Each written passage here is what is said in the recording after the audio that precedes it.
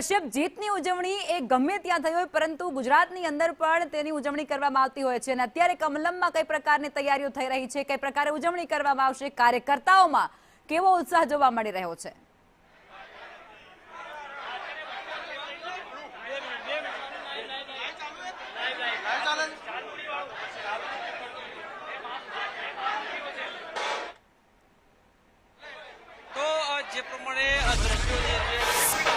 જે પ્રમાણે આ દ્રશ્યોમાં જોઈ શકાય છે કે અહીં જાનપુરી જે છે તે રાખવામાં આવી છે ને જાનપુરી બનાવી કાર્યકર્તાઓને ખવડાવી અને અહીં આ ઉજવણી છે તે કરવામાં આવી રહી છે। મહામંત્રી અનિરુદ્ધ દવે આપણી સાથે વાત કરો। અનિરુદ્ધભાઈ, શું કહેશો?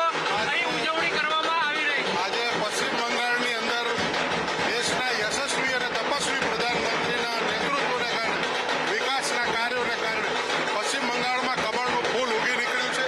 ભગવતી મહાકાળી જગદંબાએ કૃપા કરી છે। રામકૃષ્ણ પરમહંસનો એ વિસ્તાર, ટાગોરનો એ સાંસ્કૃતિકનો કલા વારસો, ત્યાંના લોકોએ આશીર્વાદ આપ્યા છે, ત્યાંની માતાઓ, બહેનો, મહિલાઓએ આશીર્વાદ આપ્યા છે અને ત્યાંનું સ્થાનીય વ્યંજન તમે જોઈ શકો છો।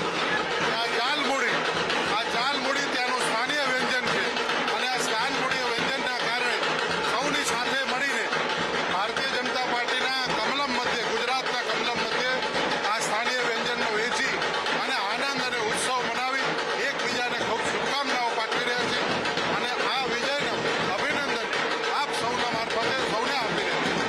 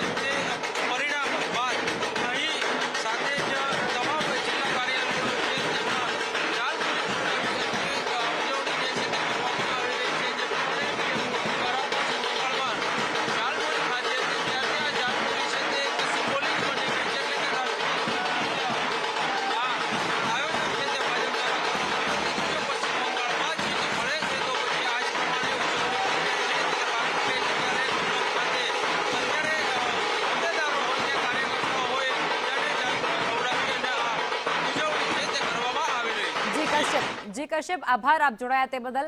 અને અજય આપણી સાથે જોડાયેલા છે। अजय, इस बार चुनाव में पश्चिम बंगाल हो या अलग अलग राज्य हो, बहुत सारे सवाल थे, बहुत से विवाद थे, तस्वीरें भी सामने आई, झगड़ा होना या हिंसा होना ये स्वाभाविक सी बात हो गई थी।